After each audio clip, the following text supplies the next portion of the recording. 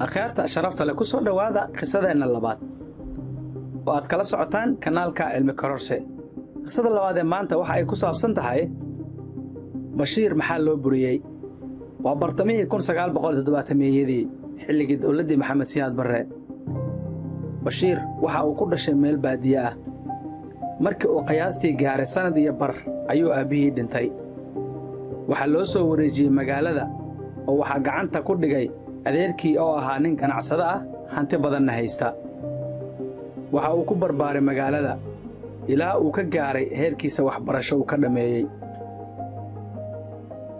Bashiir markii waxbarashada dhameeyay waxa uu ahaa nin aad u firfircoon maskax furan aadna u dadaal badan adeerkii waxa uu u dhiibay dukaan kamida dukaanadiisa markii dukaankii lagu wareejiyay waxa uu noqday qof aad u fiican oo dabeecad fiican soona dhaweeya klientiga u yimaada waxa uu bilaabay inuu si fiican u shaqeeyo xilliga loogu talagalayna uu furo dukaanka sidii isaga oo ku socda mustaqbal fiican rajaynaya kana filanaya adeerkii inuu mar u dhihi doono adeer hantidan qayb ayaad ku leedahay ama dukaan cusub ayaa lagu furi doonaa wuxuu habeen iyo maalin sugaaba hadalka adeerkii ka soo yeeri doona ee noqon doona iridii uu ku gaari lahaa mustaqbalkiisa Bashiir isaga oo wili dhaxmushaaxaya kuna nool riya maalmeedkiisa ayaa maalin maalmaha kamida goor subax ah isaga oo aan wiliba quraacan adeerkii ugu yimid dukaanka Bashiir waa uu yaabay maadaama aysan adeerkiis caado u ahayn inuu dukaanka soo booqdo adeerkii wajigiisa waxa ka muuqda cara aad u badan waxa uu isla markii ku yiri wariyaa Bashiir ka soo bax dukaanka Bashiir markii uu banaanka yimid waxa lagu yiri walaalkay Allah u naxariisto wuu dhintay aniga kuma dhalan isaga ku dhalay intaan ku soo koriyay ku soo barbaariyay heerkan ku soo gaarsiiyay dhibaato inta hay ugu filnaato daqiiqadan wixii ka dambeeya dhabarkaaga aan jeedo halka ka bax ima taqaanid kuma aqaan hay sheegan kuma sheegto meesha doonta aad culeyskaagu ugu batay Bashiir wuu naxay waaga ayaa ku bariyay ma uusan filanaynin adeerkii waxa la socotay xaaskiisa sida ayuu isha ugu jaleecay juuq umaysan oran wuxuu islahaa iyada ayaa adeerka la hadli doonta oo dejin doonta wuxuu dareemay iyadoo in ay la qabto fikirkan oo adeerkii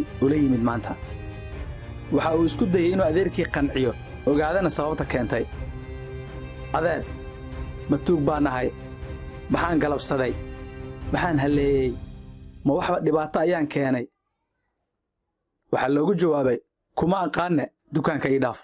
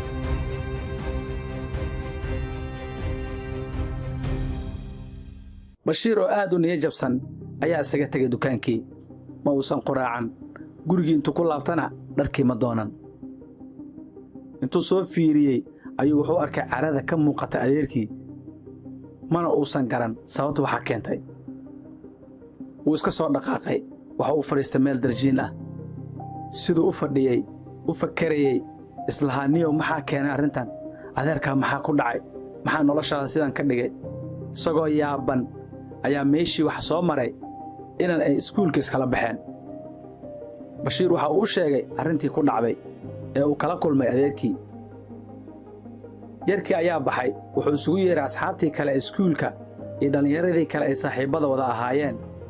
waxa uuna u sheegay in Bashiir maanta musiibo ku dhacday uuna baahan yahay in maanta la garab istaago loona ururiyo qarash yar oo uu ku aado hooyadii oo markaa degganayd meel baadiye ah. qarashkii ayaa farta laga saaray. waxa uu soo carraabay dhankii ay degganayd hooyadii. hooyadii waxaa qaba nin kale, waxayna ku nooshahay meel baadiye ah. Bashiir uma cuntamin. mustaqbalkii uu magaalada ka lahaa, rajadii uu haminayey oo hal mar mugdi gashay uu ka sabri waayey.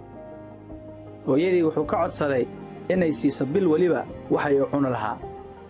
hooyadii waxay ku tidhi, anigu ma haya qarash caddaan ah oo aan bil walba kuu soo diro, laakiin waxa inoo duugan masago fara badan oo bakaar fara badan ayaan leennahay. bil waliba waxaan kuu soo dhiibi karaa intaad cuni lahayd. wuxuu ku yidhi, hooyo, waan xeraysanayaa, aqoon ayaan raadsanayaa, intaan iguma filna, mustaqbal ayaan doonayaa, ii soo dhibintaa. Bashiir waxa uu soo galay magaalada isoo keligii ah, iskoris ah, cid ka soo horraysa iyo meel uu aadayana garanaynin. waxa uu u yimid xer masaajidka fadhida. waxa uu abbaaray mid ka mida xertii oo uu is yidhi, kan ayaa ku fahmi kara. wuxuu u sheegay arrintii.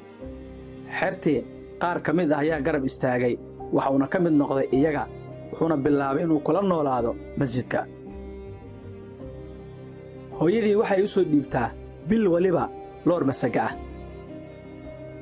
masagadan ama haruurkan qaar ka mida waxa uu geeyaa suuqa, wuu iibiyaa, wuxuu ka dhigaa lacag caddaan ah. qaarna waxay u reebtaan isaga iyo asxaabta kaloo xertiisa ah wixii ay cuni lahaayeen. wuxuu go'aan ku gaaray maalintii inuu hal jeer wax cuno, qarashka u soo aruurana uu berrita ku gaaro mustaqbalka uu rajaynayay. isaga oo maalin masaajidka jooga waxaa lagu yidhi, waxaa halkaa laga furay iskool luqadda Ingiliishka ah oo aan la garanayn buwaaga. waxa uu ka mid noqday ardaydii ugu horraysay ee u cararay iskuulkaasi. wuxuu si fiican u bartay luqadda Ingiliishka. waxaa markaa kadib uu shaqo ka bilaabay iskuul ka mida iskuulladii magaalada ku yiillay. waxaa magaaladii timid ugu dambayntii hay-ad samafal ah oo dadka ka caawisa caafimaadka. wuxuu maamulihii iskuulka ku yidhi, ka warran haddii iskuulka qayb ka mida aan ka furno MCH, carruurta iskuulka dhigatana aan ku caawinno oo aan ku dawayno, xaafadahana ta nooga yimaadaan dawooyin aan siinno, mararka qaarna aan gunno yar ka qaadanno. iskuulkii ayaa laga furay MCH yar. waxaa bil waliba iskuulkii la keenaa hal gaari oo dawo ah. waxa uu ka codsaday hay-addii in lagu soo daro gaari kale oo ah waxyaabaha nafaqada carruurta yar la siisiiyo. hay-addii ayaa ka aqbashay. ugu dambayntii Bashiir waxaa qaadatay hay-addii. hay-addu waxa ay ku tiri, niyahow, annaga xarunteenna weyn waxay ku taallaa caasimadda, waxaanna u baahannahay ruux adigoo kale ah oo halkaa ka shaqeeya si gobolladoo dhan aan u gaarno. wuu aqbalay. wuxuu u soo wareegtay caasimaddii. Bashiir nasiib wanaag waxa uu sii noqday ku-xigeenkii hay-addii. isagoo hay-addii la shaqaynaya ayaa waxaa timid mid kale oo ka sii fiican kana qarash wanaagsan. waxa u sii wareegtay middii kale. waxa u aruuray qarash fara badan. waxa uu iibsaday dhowr guri oo magaalada ku yaalla. wuxuuna ku fikiray in hadafka ugu weyn ee nolosha marka la rabo in la gaaro in ay tahay in la sameeyo ganacsi. wuxuu weli xusuustaa sharafkii uu ku lahaa adeerkii magaaladii uu ku noolaa. wuxuu noqday sidii adeerkii oo kale ganacsade. wuxuu furtay hoteel. waxa uu samaystay dukaamo. waxa uu samaystay carwooyin. waxa uu noqday nin caan ah oo aad u sharaf badan, hanti fara badanna haysta. markii dhowr muddaa uu sidaa u noolaa, adeerkii waxaa ku habsatay abaar lama filaan ah oo ka baabaysay dhammaan hantida uu lahaa. waxa uuna soo istaagay meel cidlo ah. waxa uu ku fikiray adeerka carruurtii inuu afka ku soo qaato uu caasimadda soo aado. markii uu caasimadda yimid, maadaama uu ahaa nin ganacsado ah, waxa uu ku soo degay nin saaxiibkii ah oo isyaqiineen. waxa uu ku yidhi, warniyow, sidaa ii jeeddaba waxba ma sito, fadlan igu caawi in aan helo meel aan ka shaqeeyo. ninkii saaxiibkiisa ahaa adeerka wuxuu ku yidhi, warniyahow, waxaa jira nin la yidhaahdo Bashiir oo hantiilo ah, oo ganacsado ah, oo hoteello leh, oo wax walba haysta. ninkaasi saaxiibkay waan isgaranaynaa. insha allah waxaan rajaynayaa inuu shaqo ku siiyo. adeerka markii loo sheegay Bashiirka loona tilmaamay wuxuu ogaaday inuu yahayba wiilkii adeerka u ahaa ee uu soo ceyriyey. Islaanta ayuu u sheegay wuxuu ku yiri Bashiiro hantiila ah oo Ilaahay u kala kiciyey oo nolol fiican haysta halkan ku nool. Islaantu waxay ku tiri inkaar Allah kugu rido balay helayaho ma wiilkii aan sidaa ogaa u gashay ayaad maanta ka rajaynaysaa inuu ku soo dhaweeyo oo garabkaaga istaago. Wuxuu ku yiri iska daa adiga. Wuu soo baxay waxa uu yimid gurigii Bashiir. Waxa uu ku yiri hal iigu yeero Bashiir waxaadna ku tiraahdaan adeerka Hebel ayaa bannaanka jooga.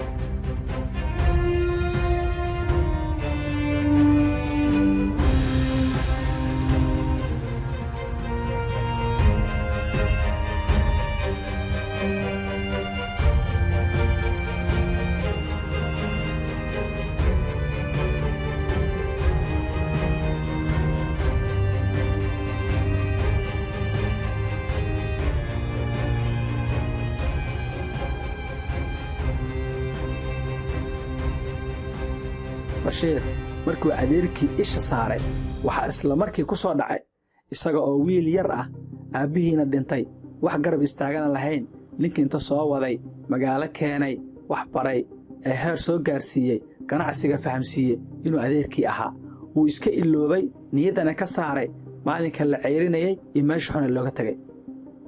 Wuxuu ku yiri adeer aaw carruurtii waxa loo sheegay oo adeerka u sheegay in carruurtu meel cidla joogaan. Carruurta ayuu soo kaxeeyey Bashiir oo markaa qaban qaabada arooskiisa ku jira oo guri weyn oo qurux badan diyaarsaday. Guriga ayuu adeerkii ku wareejiyey. Wuxuu ku yiri adeer iyo eedo hawalwalina noloshiina inta ka dhiman insha Allah gaajo isma arkaysaan. Eedadii ayaa ku tiri Bashiirow Allah ku sharfo Allah ku ilaaliyo sida aan ku galnay gaar ahaan adeerka oo aan garabkiisana taagnaa kelmad aan ku darsan waaye markaan soo xusuusto aada u murugooda waxa Ilaahay kaaga rajaynaa inaad nacafiso si xun ayaan ku galnay maantana waadna sharaftay. Adeerkii halkii isagana laga doonayay inuu cudur daarto waxa uu bilaabay qosol aad ayuu u qoslay. Eedadii islaanta waxay ku tiri balaayaha kugu dhacday maxaad la qoslaysaa ninka wanaagga noo sameeyay xumaanta aad u geysatay baad la qoslaysaa. Adeerkantuu qoslay wuxuu ku yiri dhageyso maalinkii Bashiir oo wiilkayga intaan u imid indhaha u shitay ka racdeeyay oo aan duurka gal lahaa hadafka aan ka lahaa waxay ahayd inuu nolosha maanta uu joogo soo gaaro. Haddii aan racday lahayn maalinka maantana isagoo abaar hayso oo nala guuraya ayuu magaaladan soo gal lahaa. Guusha iyo hadafkii aan ka lahaa Bashiir inuu gaaro wuu gaaray tanayna ahayd. Haddaba waxaynu ka faa'iidnay sheekadan akhyaarta sharafta leh. waxaynu ka faa'iideynaa sheekadan koow in qofkii xumaan kuu geysta adiga oo kara in aad ka aarsato aad cafiso welina abaalgud qurux badan oo wanaagsan siiso. labo sheekadan waxaan ka faa'iideynaa in aad had iyo goor adigu gacantaada ku samaysato mustaqbalkaada oo aadan sugin adeerka iyo waalidka. waxaan sheekadan ka faa'iideynaa oo kale haddii Ilaahay maanta hanti ku siiyey ogow inaad berri weyn karto oo aadan kibrin. aad iyo aad ayaad u mahadsantihiin. waxaan rajaynayaa inay sheekadan idiin noqoto mid noloshiina wax ku soo kordhisa. fadlan sii gaarsii inta kale u baahan inay iyaguna wax ka faa'iidaan. ha iloobin inaad kanaalka rukumato haddii aad ka heshay siina gaarsiiso asxaabta kale ee kuugu dhow. mahadsanidin.